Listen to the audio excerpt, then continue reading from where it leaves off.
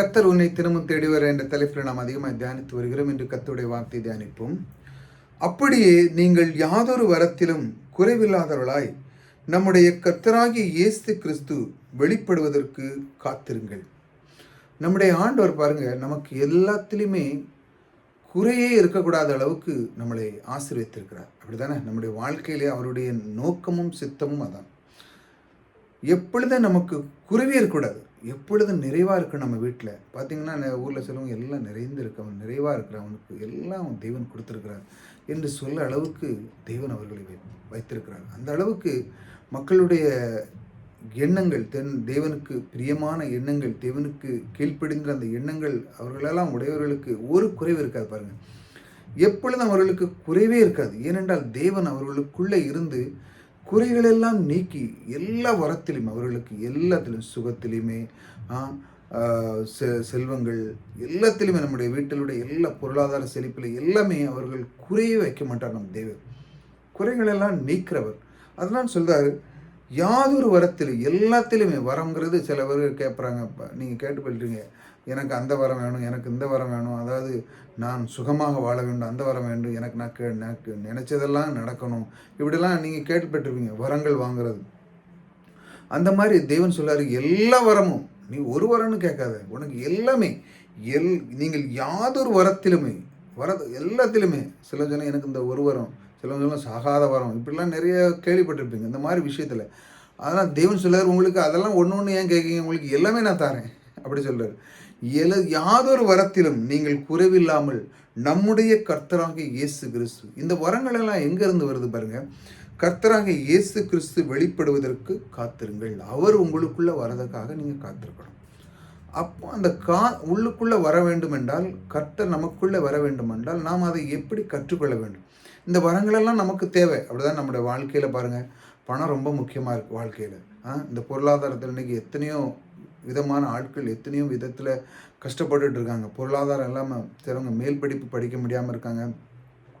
குறைவான படித்து எனக்கு அது ஆசையாக இருக்கானா, எங்கள் வீட்டில் செல்வம் இல்லை, அப்படிலாம் நிறைய பேர் இந்த உலகத்தில் நிறைய இருக்கிறாங்க. உலகம் பூரா இருக்கிறாங்க.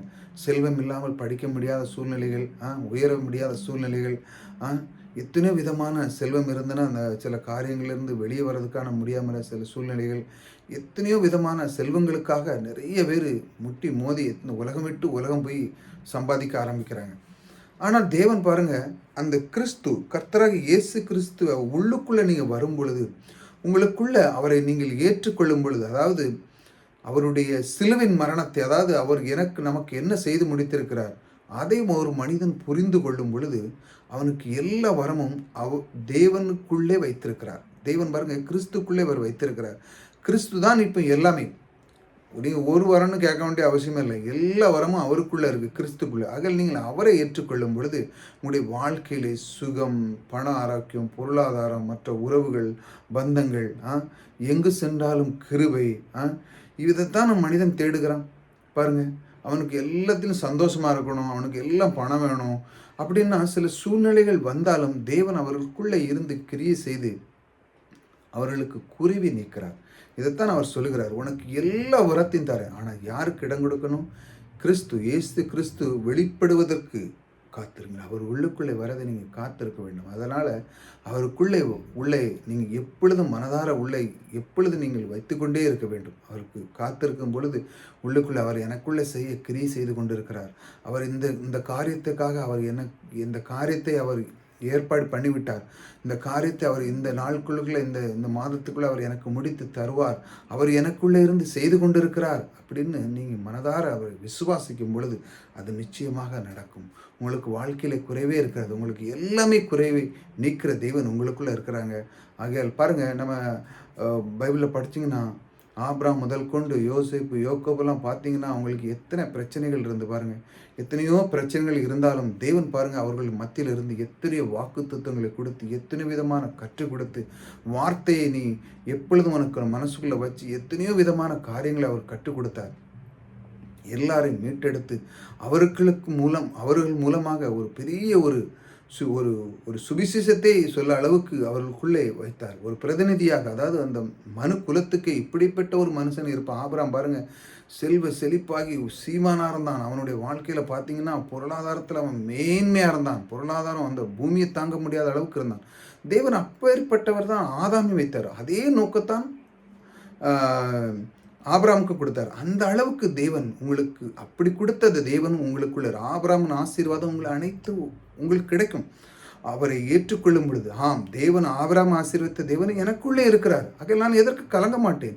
இப்படி சொல்லி ஒவ்வொரு நாளும் நீங்க செய்யும் பொழுது, அந்த குறைகளை நீக்கிற தேவன் உங்களுக்குள்ளே இருக்கிறார். புதிதா வந்து சப்ஸ்கிரைப் பண்ணிச்சாங்க. தொடர்ந்து இந்த தேவன் என்ன செய்கிறார், அதுதான் நம்ம ஒவ்வொரு நாளும் பார்த்து கொண்டு வரோம். இந்த கர்த்தர் நமக்கு என்ன செய்கிறார், அவர் சொல்லுகிறார் பாருங்க, யாதொரு வரத்தில் உங்களுக்கு குறை தரமோ எல்லாம் இருக்காது, எல்லாத்திலும் நீங்கள் பரிபூர்ணமாக இருப்பீங்க, என்னை பற்றி கொள்ளன்னு சொல்கிறார். நான் உனக்குள்ளே வரும் பொழுது உனக்கு எல்லா வரத்திலையுமே ஆசீர்வாதத்தை தருவேன் என்று உங்களுக்கு வாக்கு கொடுக்கிறார். இப்பேற்பட்ட தேவனை நீங்கள் மனதார உள்ளுக்குள்ளே அவருக்குள்ளே வரவழைக்கும் பொழுது உங்களுடைய வாழ்க்கையில் ஒரு குறைவு இருக்கிறாது.